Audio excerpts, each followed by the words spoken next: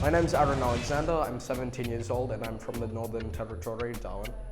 I'm not really one to speak on a stage, so I wanted to challenge myself, and also because I just wanted to see how I would go. And it's my third time doing comedy as well, the second time in semi-finals and the first in the heats. So it's really kind of nerve-wracking, but I'm happy that I got into the grand final. All the way from Darwin, give him love to Arun Alexander! Hello everyone, my name is Arun Alexander and I'm a 17-year-old student, despite the fact that I look like a 32-year-old cab driver. And look, to be honest, the stage isn't really my home because I got really bad stage fright. So I guess the explanation as to how I got into the grand final was due to discipline, determination, and diversity quotas. And sit back, relax, and enjoy the show. And please forgive me if I'm nervous, since I spent as much time rehearsing for this as I do on shaving. Growing up with a beard as a child has been an interesting experience. Such as when I catch my school bus, the drivers just assume I'm there for the next shift. I'm not allowed near playgrounds because parents think I'm there to traffic children. And you should have seen the face of this old white man I told to watch my bags at a shopping center last week. He shit himself. Now, I get stopped at the airport a lot, as you may be able to tell. When I went to Sydney, I got stopped 4 times. The first 3 times they were all by white officers. The last time it was by a brown officer, an Indian. I knew he was Indian because in the middle of a strip search, his phone went off and the theme song for Slumdog Millionaire started playing. And look, I thought because he was Indian, he could relate to my struggle and empathize with me knowing that I get strip searched so frequently. However, he pulled me over and he was like, "Sir, have you done this before?" Now, this was my 4th time, so obviously I said no. And so he pulled me over to the station where you do the strip searches. And after the strip search, it came up negative, surprisingly.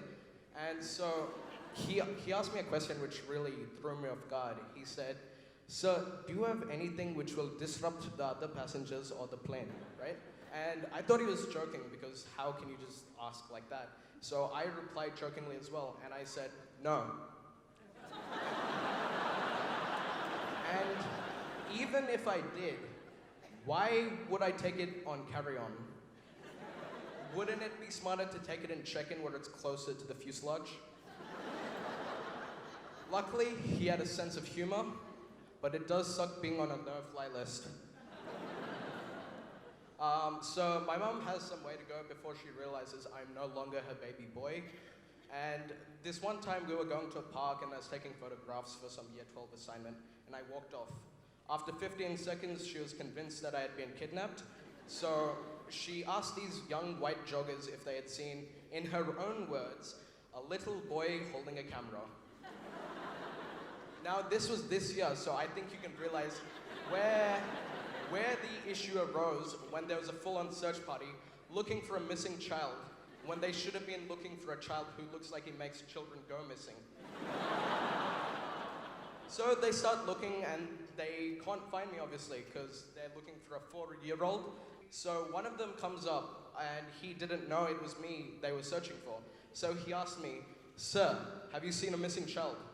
A bit too accusatorily, but luckily I realized then that they were looking for me. And when she finally found me, I thought she was gonna, embrace me and hug me.